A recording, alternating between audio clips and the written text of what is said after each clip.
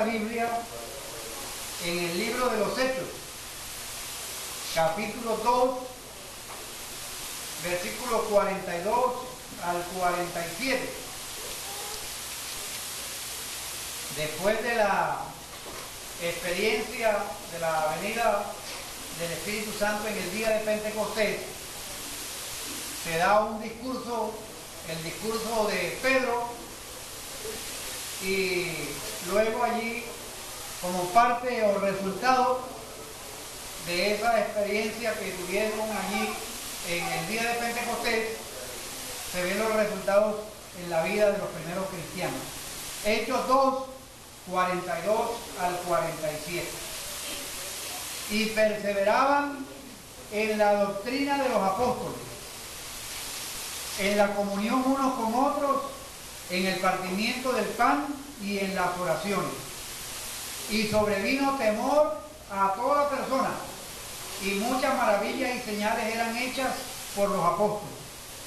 Todos los que habían creído estaban juntos y tenían en común todas las cosas, y vendían sus propiedades y sus bienes y los repartían a todos según la necesidad de cada uno.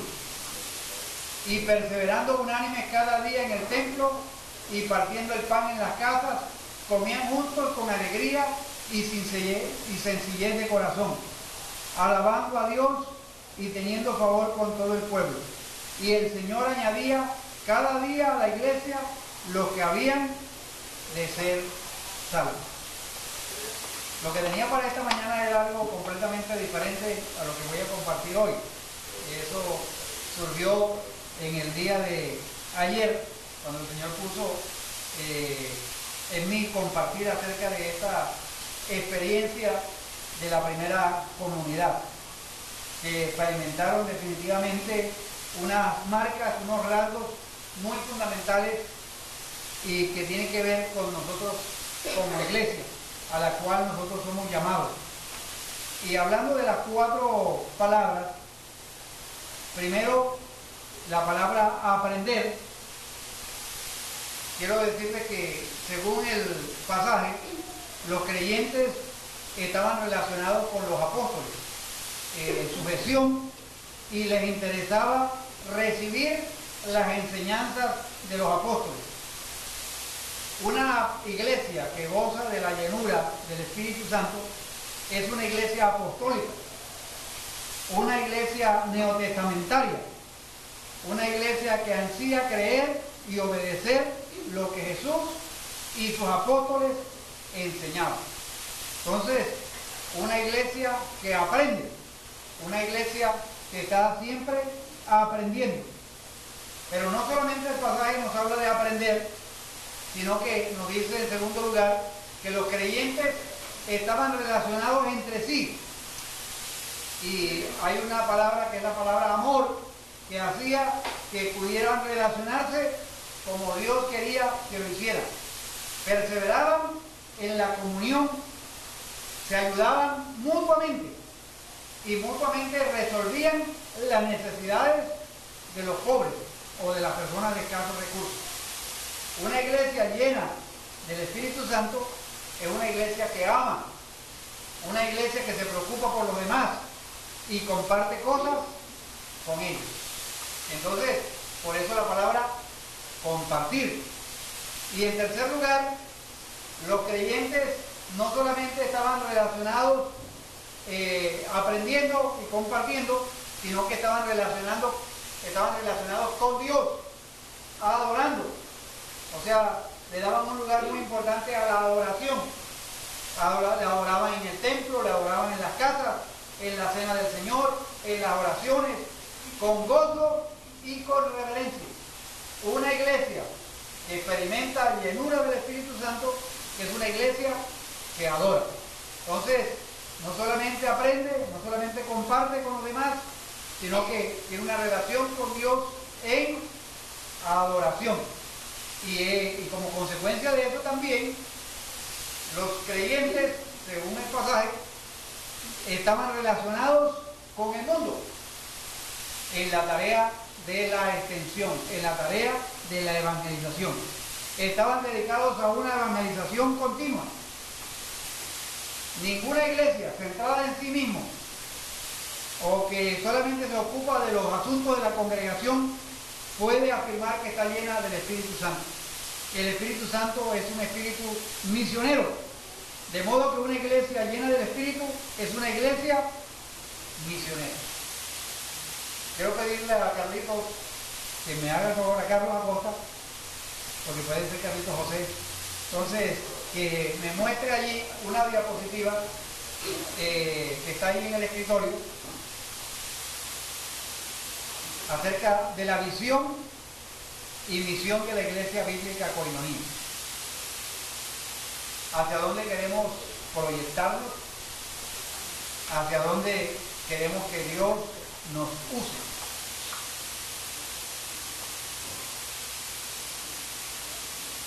El contexto del sermón, mientras aparece allí, de Pedro, es la explicación de el Pentecostés, donde a través de la proclamación de Pedro y a través del suceso, ahí está la misión y la visión de la Iglesia Koinonia. Nuestra misión, o sea, ¿qué es lo que Dios nos ha llamado a hacer? Nuestra misión es primeramente ser discípulos auténticos de Jesucristo que glorifican a Dios por medio de sus vidas transformadas por la obra del Espíritu Santo, y hacer discípulos que igualmente sean transformados por la gracia de Dios.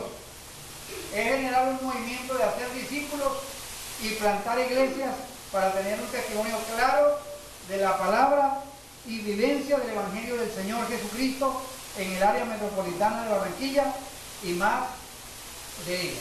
Eso es lo que Dios nos ha llamado a hacer como iglesia. De eso estamos plenamente convencidos.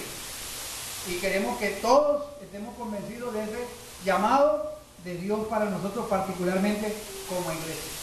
Carlos, sigue por favor.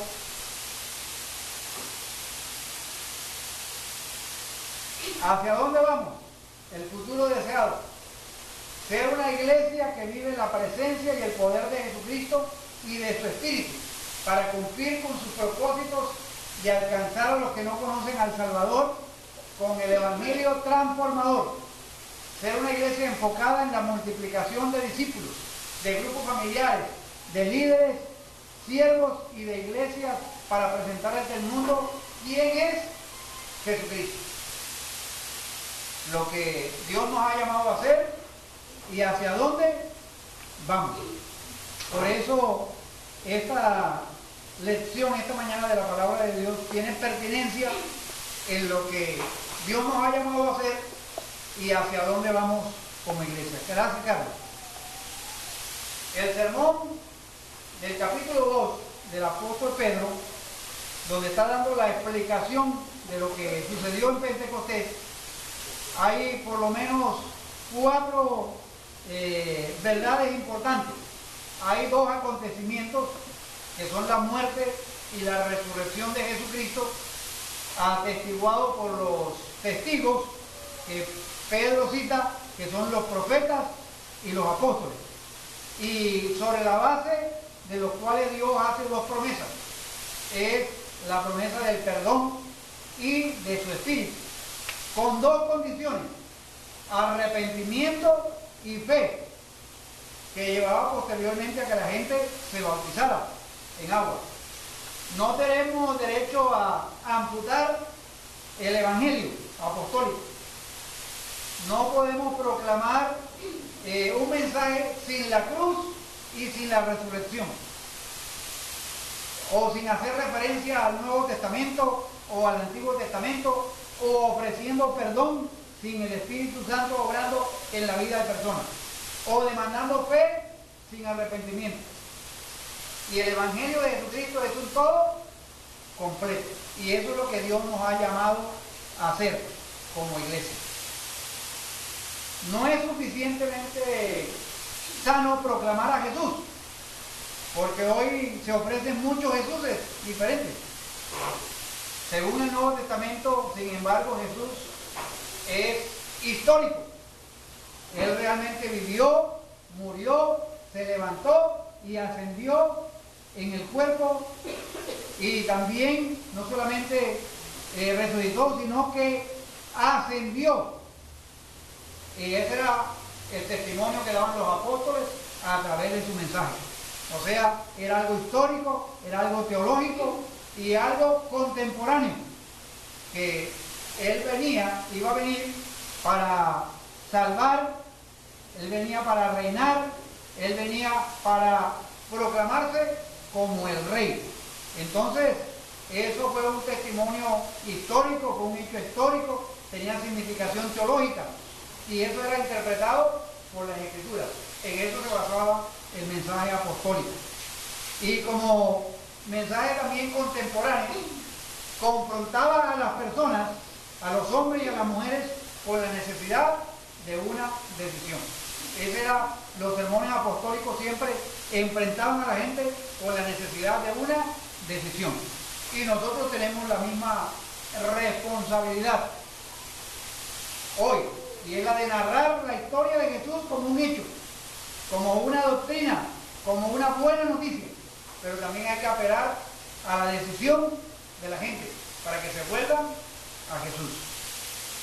Ahora, habiendo Pedro descrito la narración de lo que ocurrió el día de Pentecostés y habiendo dado una explicación por medio de un sermón, lo que yo llamaría un sermón cristocéntrico, Lucas, el autor del libro de los Hechos, procede a mostrarnos los efectos del Pentecostés, que hoy en día podemos decir que es incorrecto decir que es el cumpleaños de la iglesia, porque la iglesia como pueblo de Dios comenzó hace 4000 años con Abraham. Lo que aconteció en Pentecostés fue que el remanente del pueblo de Dios se convirtió en el cuerpo de Cristo, en una comunidad llena de su espíritu.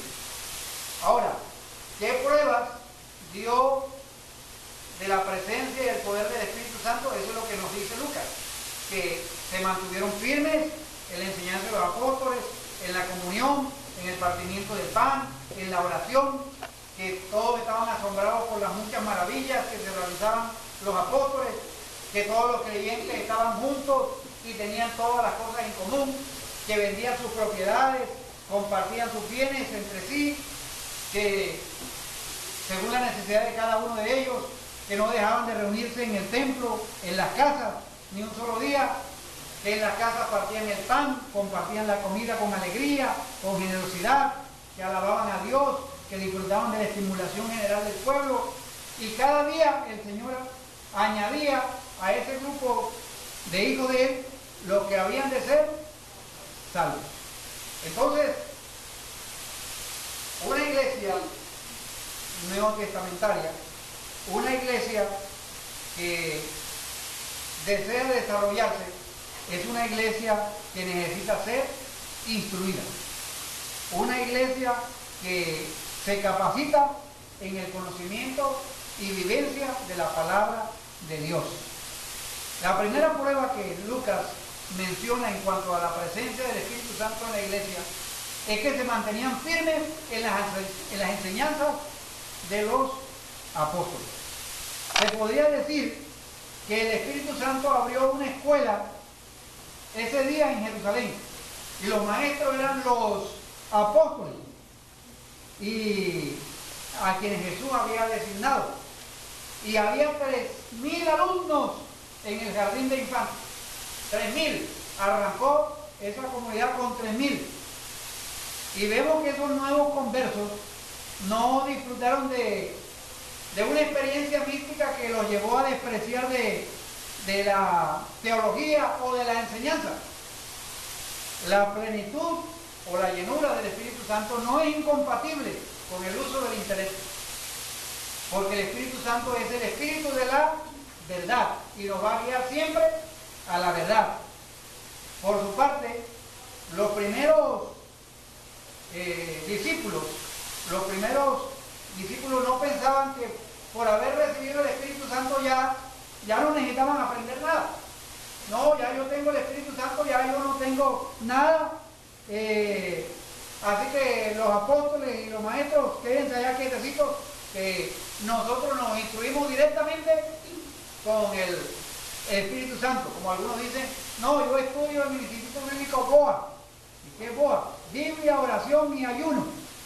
Yo no necesito que otro me capacite, yo no necesito que otro me instruya, porque yo estudié fue en el Instituto BOA y allí se quedan en el BOA. Entonces, pero vemos que la iglesia, los primeros cristianos, ellos necesitaban aprender y no descartaban a los maestros terrenales. De hecho, se sentaban a los pies de los apóstoles y la autoridad docente de los apóstoles a la cual ellos se sometían. Ahora, esa autoridad apostólica de ese momento era autenticada por los milagros. Dice el versículo 43 que todos estaban asombrados por los muchos prodigios y señales que realizaban los apóstoles. Las dos referencias que aparecen en el versículo 43 y 42 acerca de su enseñanza es importante, porque no era un accidente. La enseñanza apostólica era la enseñanza que Jesús les había dado. Ellos no era que tenían unas nuevas revelaciones y tenían y daban unos cambios a lo que Jesús había enseñado.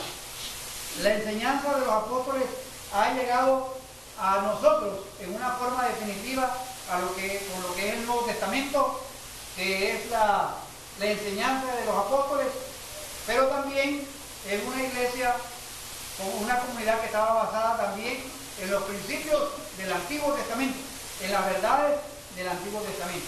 Entonces, una iglesia que se instruye, una iglesia que es llena del Espíritu Santo, es una iglesia que le da lugar a toda la Biblia, a todo el consejo de Dios, que aprende de la palabra de Dios. El Espíritu Santo lleva al pueblo de Dios a someterse a la palabra de Dios. Pensemos por un momento.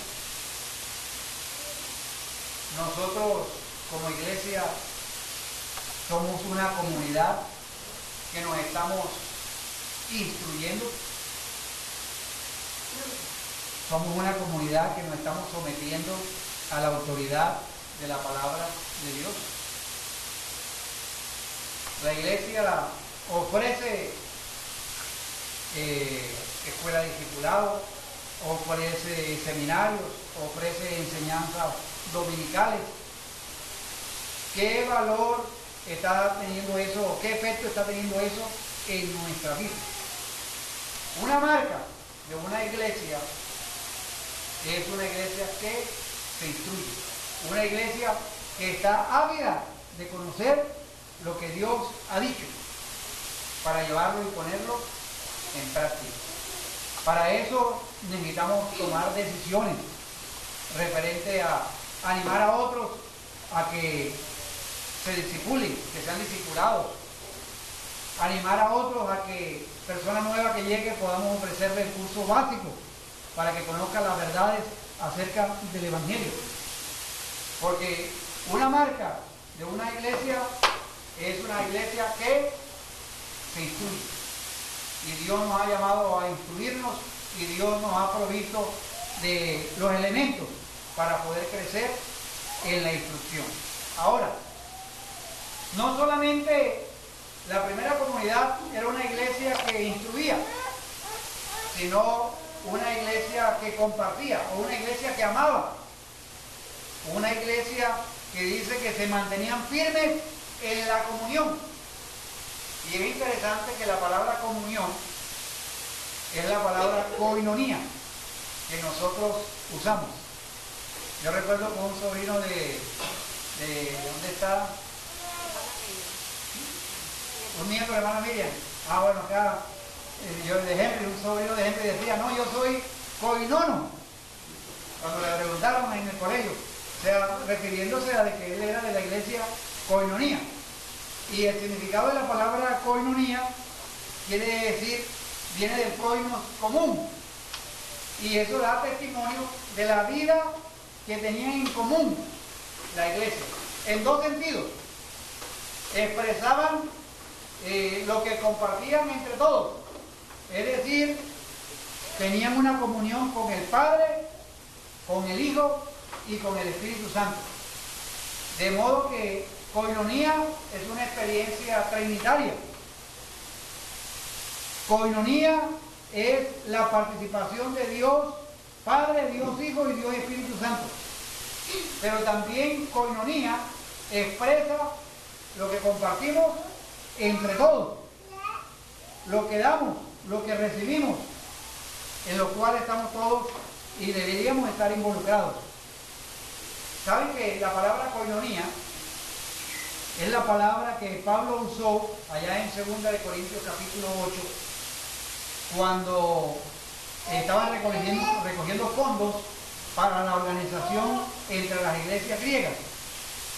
Y la palabra koinokonos significa generoso. O sea, miren de dónde la relación de la palabra koinonía con la palabra generoso. Koinonía en el sentido de tener comunión, y koinonikos es la palabra que se usa para generoso. La forma en que ellos distribuían, compartían sus posesiones.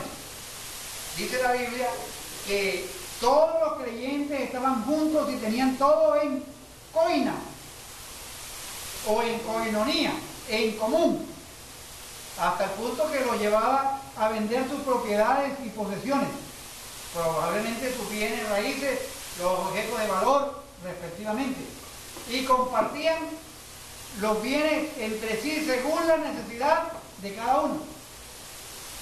Para algunos estos versículos pueden ser muy inquietantes, y la pregunta que uno se podría hacer es: ¿quiere decir que todo creyente y toda comunidad con la plenitud del Espíritu Santo ha de seguir el ejemplo literalmente? Es una pregunta que surge. Ahora, y allí cerca de Jerusalén, al este, habían unos líderes que se llamaban religiosos los esenios, los mismos de la comunidad Qumran, donde se encontraron recientemente unos rollos allí en el Mar Muerto. Ellos se habían comprometido a la propiedad común de todos los bienes raíces, según su regla. Ellos tenían una regla que se llamaba la regla de Damasco, y todos los miembros del pacto, donde quiera que viviesen, estaban obligados, no era una opción, era que estaban obligados a socorrer al pobre, al necesitado y al forastero. Pero cuando alguien quería ser un candidato para iniciarse como miembro de la comunidad monástica, aceptaba una disciplina todavía más estricta. Su propiedad y sus ganancias eran entregadas al tesorero de la congregación. La propiedad era fusionada, era unida. Este arreglo, según dice un autor, denota una marcada semejanza con la costumbre adoptada por la iglesia primitiva en Jerusalén, donde siempre había una preocupación por los necesitados y una preocupación voluntaria de dar para la obra de Dios. Ahora, ¿imitaron los cristianos primitivos a aquella comunidad? ¿Deberíamos hacerlo nosotros también hoy? En diferentes épocas de la historia de la iglesia, algunos han pensado que sí, y lo han hecho. Y no dudo que Jesús sigue llamando a algunos de sus discípulos, como lo hizo con el joven rico, para que de una vida completa pasara a una vida de pobreza voluntaria. No obstante, ni Jesús ni los apóstoles prohibieron a todos los cristianos la propiedad privada. Hasta los anabaptistas, en el siglo XVI, en lo que ellos llamaron la reforma social, lo que pedían ellos era comunión y amor fraternal, y que ellos querían que en la definición de la iglesia por los reformadores, en la palabra de sacramento y disciplina, se incluyera esta realidad, y hablaban con frecuencia de Hechos 2 y 4 de la comunidad de bienes. Pero más tarde ellos reconocían de que esto no era algo obligatorio. los hermanos moravianos. ¿Se acuerdan que nosotros vimos una película aquí que se llamaba Los Primeros Frutos? Los moravianos, que eran de esa línea, llegaron a ser como la única excepción. Ellos sí exigían una propiedad común absoluta para ser miembros de la comunidad. Pero un señor llamado Menno Simons, de donde nacieron los menonitas, señaló que el experimento de Jerusalén no era universal ni permanente. Y escribió él: nunca hemos enseñado ni practicado la comunidad de bien.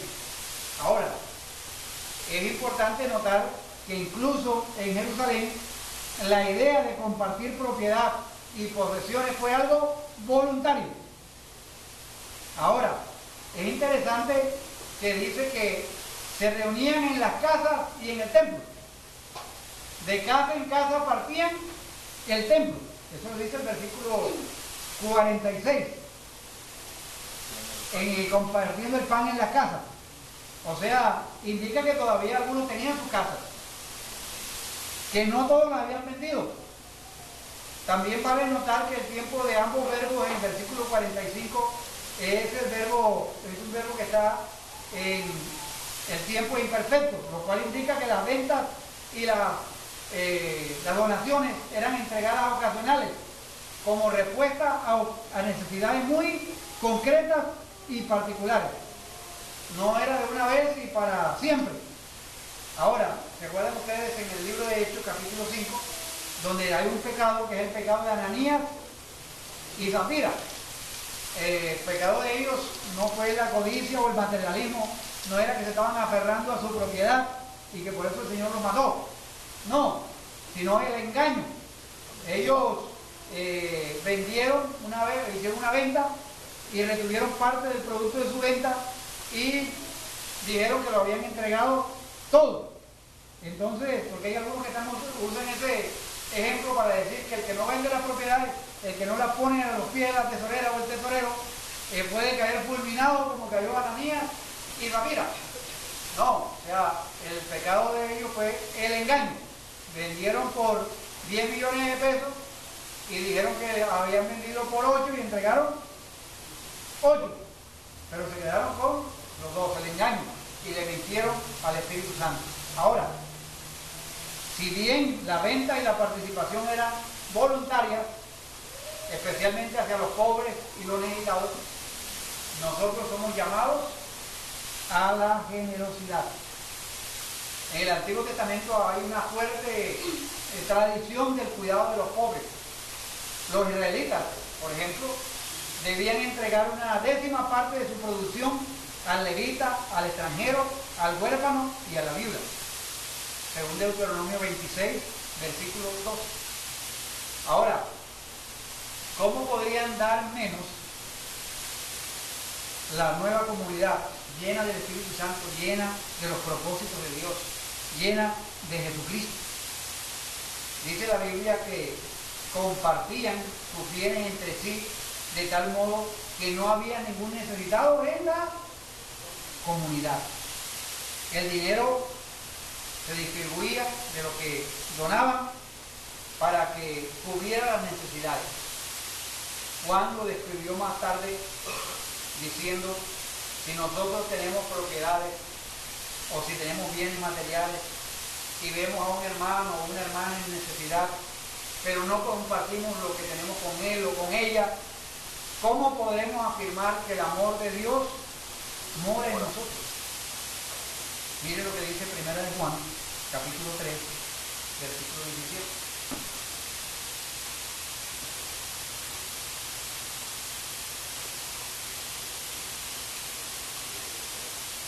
Pero el que tiene bienes en este mundo y ve a su hermano tener necesidad y cierra contra él su corazón, ¿cómo mora el amor de Dios en él? Primera de Juan 3, 17. La comunión cristiana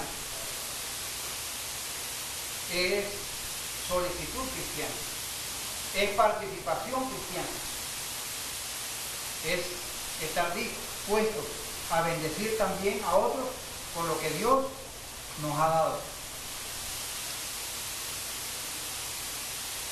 Dios nos llama a compartir, a tener comunión con Dios, a tener comunión con unos y con otros. Nadie envidiaba, nadie escatimaba, no había orgullo, no había menosprecio. El pobre no conocía la vergüenza, ni el rico la soberbia. De manera que no podemos eludir el desafío de estos versículos. El que tengamos cientos de miles de hermanos y hermanas que padecen necesidad debe ser un reproche para nosotros, los que de una u otra manera Dios nos provee un poco más. Es parte de la responsabilidad de los creyentes llenos del Espíritu aliviar la necesidad y abolir la indigencia que hay a veces en muchas comunidades de hermanos nuestros en la fe, en Jesucristo. Por eso no solamente es aprender de la palabra de Dios, sino compartir. La iglesia hace algo como hoy, por ejemplo, cada domingo. Recoge una ofrenda para los necesitados. Pero lo que damos a través de la ofrenda, lo que a veces traemos para la canasta familiar, no alcanza para compartir para las necesidades de muchos hermanos que por una u otra razón padecen necesidad. No debería haber, hermanos, necesitados entre nosotros. No debería haber entre nosotros hermanos que no puedan comer. Porque somos llamados a compartir, a tener coinonía los unos con los otros. Y esa experiencia de coinonía se puede dar en los grupos pequeños, se puede dar en lo que llamamos grupos familiares, grupos de apoyo, en círculos más pequeños, donde podemos detectar más fácilmente las necesidades. A veces hay hermanos que por alguna u otra razón no pueden venir a la gran celebración o a una capacitación porque no tienen para el bus. Pero en un grupo pequeño la persona puede expresar su necesidad, su realidad, y puede ser apoyado y animado. De pronto la otra persona dice, no, yo no tengo plata, pero tengo el carro y puedo pasar a recogerte a tal hora. O sea, el tener, el compartir para las necesidades de los unos a los otros. No puedo decir, yo tengo comunión con Dios, yo tengo coinonía con Dios, pero no tengo coinonía con mis hermanos. Como dijo aquel misionero en una carta que envió, yo le doy gracias a Dios porque tengo buena comunión con Dios, tengo buenos devocionales, tengo buena nutrición de la palabra de Dios, pero tengo unos pequeños problemas y dificultades de relación con mis compañeros misioneros y con el resto de los colombianos creyentes, pero de resto todo está bien. Entonces ese era su informe. Entonces hay un cortocircuito allí.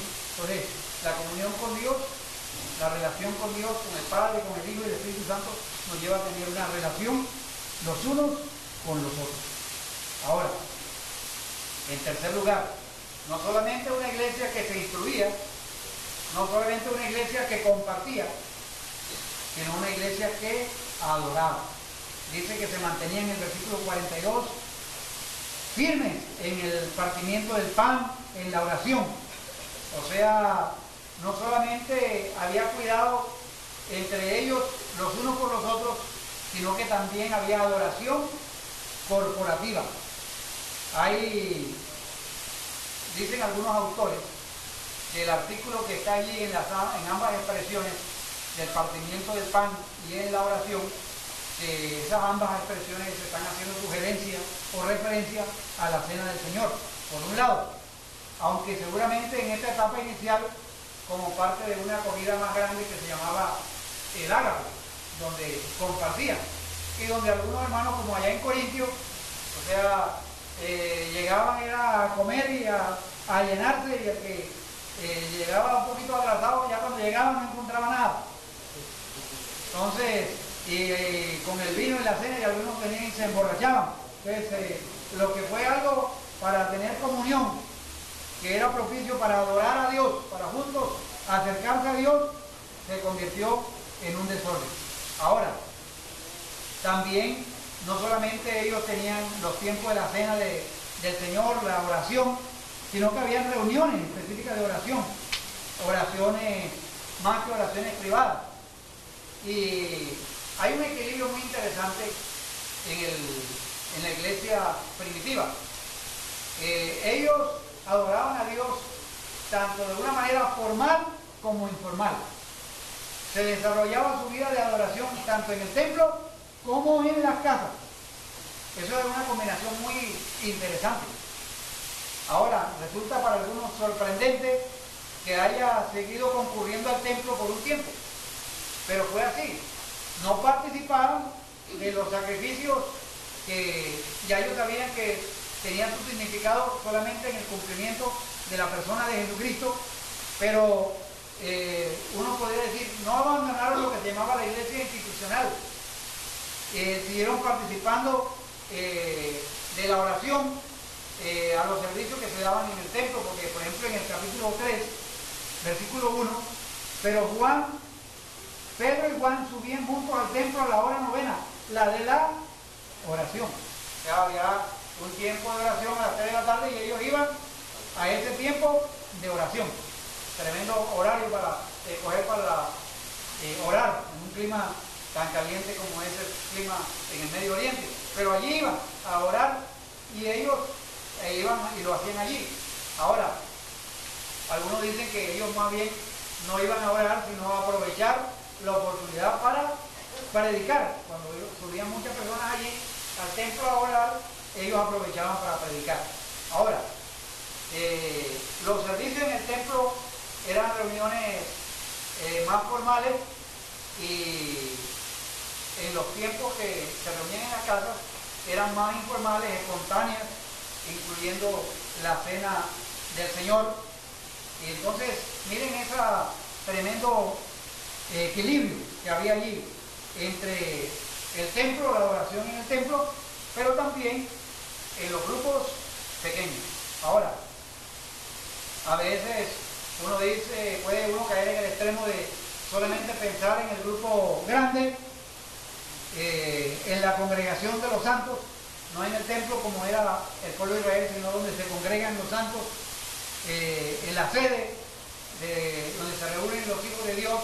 Allí hay una adoración que puede ser formal, pero también en los grupos pequeños se puede dar de una manera informal la adoración a Dios. Ahora, Dios permite y Dios desea que su iglesia sea una iglesia que adore, una iglesia que necesita tanto del tiempo especial los domingos, pero que también necesita de las reuniones en las casas. Y la adoración es un estilo de vida. No es algo que simplemente yo adoro el domingo en la mañana y ya, sino que eso debe ser un estímulo para nosotros adorar a Dios en casa, en el trabajo. No puede haber adoración solamente pensando en un evento, sino en un estilo de vida. Ahora, algo muy interesante que me llamó a mí la atención es que lo hacían con alegría, comían con alegría, sencillez de corazón, alabando a Dios y teniendo favor con todo el pueblo. Algo muy interesante en otra parte de la Escritura es que había gozo cuando adoraban y alababan a Dios. Había sinceridad de corazones. Había un corazón no fingido. Ellos tenían buenas razones para adorar a Dios. Había gozo porque Dios había perdonado sus pecados. Dios los había liberado. Dios los había liberado de toda esa serie de tradiciones históricas en las cuales habían estado atados a ofrecer sacrificios para el perdón de sus pecados. Y ellos estaban agradecidos por el sacrificio vicario de nuestro Señor Jesucristo. Ahora, yo creo que todos nuestros servicios deben considerar los poderosos hechos de Dios. Esta mañana enfocamos un aspecto muy importante, la fidelidad de Dios. Dios ha sido muy fiel para con cada uno de nosotros. Y eso es un motivo para adorar y alabar a Dios. Día a día usted y yo tenemos motivo para alabar a Dios. Por eso el salmista decía, alma mía, bendice a Jehová y no olvides ninguno de sus beneficios, porque Él es quien perdona todas tus iniquidades. Él es el que sana todas tus dolencias, es el que rescata del hoyo tu vida, el que te corona de favores y misericordia. Entonces, todos los servicios de adoración deberían constituir en una gozosa celebración de los poderosos hechos de Dios, enfocados no tanto en lo que nosotros sentimos, sino en quién es Dios y sus hechos poderosos para nosotros. Porque si lo basamos en lo que nosotros sentimos, hay días que nosotros no sentimos ganas ni de levantarnos de la cama. No, hay días que nosotros sentimos como el ánimo por el suelo. Entonces, no depende de nuestro ánimo, de nuestro sentir, sino depende de quién es Dios y de cosas poderosas que Él ha hecho para con nosotros. Hasta tal punto que la adoración que ellos tenían hacia Dios, dice el versículo 43, que sobrevino temor a toda persona. O sea, muchas personas estaban asombradas. Y yo creo que el asombro no solamente era para los cristianos, sino para los no cristianos, de cómo Dios había visitado la ciudad, cómo Dios había llegado a Jerusalén, que Dios estaba entre ellos y que veían el obrar de Dios. Y la respuesta del pueblo era adorar a Dios. Ahora, es verdad que necesitamos reverencia en las celebraciones de Dios, pero no debemos excluir el regocijo, porque el regocijo es producto de un corazón agradecido por Dios, por lo que Él ha hecho por nosotros. Entonces, la combinación de gozo o asombro debe darse también en la formalidad como en la informalidad, y debe haber un sano equilibrio en esa parte cuando adoramos a Dios. Entonces no era solamente una iglesia que aprendía, que compartía, que adoraba, sino que evangelizaba. Uno podría quedarse con esos tres y allí decir qué tremenda celebración hemos tenido, qué tremendo encuentro de unos cristianos en un grupo pequeño, tremendo, nos gozamos en Dios, nos regocijamos en Dios, hemos aprendido de la palabra de Dios, compartimos, no hay ninguno aquí en nuestra congregación que padezca necesidad. Pero eso no es el todo de la vida de la iglesia. El compañerismo en la iglesia de Jerusalén, Lucas nos dice que ellos se mantenían firmes como iglesia, pero aparentemente no nos dice nada de su extensión hacia el mundo. Pero hay muchos sermones que se han predicado sobre Hechos 2:42, lo cual ilustra el peligro de aislar un texto de su contexto. Uno ve el libro de los Hechos y tiene que tomarlo no en forma independiente, sino relacionarlo con los otros libros del Nuevo Testamento. Porque recuerden que el libro de los Hechos es una narración histórica, no es un libro doctrinal, sino que va narrando la historia. Y no podemos establecer doctrina y decir que solamente es aprender, compartir y adorar. Porque el Señor dice que el Señor cada día añadía a esa comunidad los que iban siendo salvos. Estos primeros cristianos de Jerusalén no estaban tan ocupados solamente en aprender, compartir y adorar, que puede llegar a sucedernos a nosotros, en que aprendemos y seguimos aprendiendo y aprendemos y compartimos y seguimos compartiendo y adoramos y adoramos y adoramos y adoramos. El Espíritu Santo es un espíritu misionero. Concibió una iglesia misionera. El libro de los Hechos, según un autor que se llama El Pentecostalismo o el Pentecostés más bien y las misiones, dice que hay un tema dominante, un tema que es avasallador,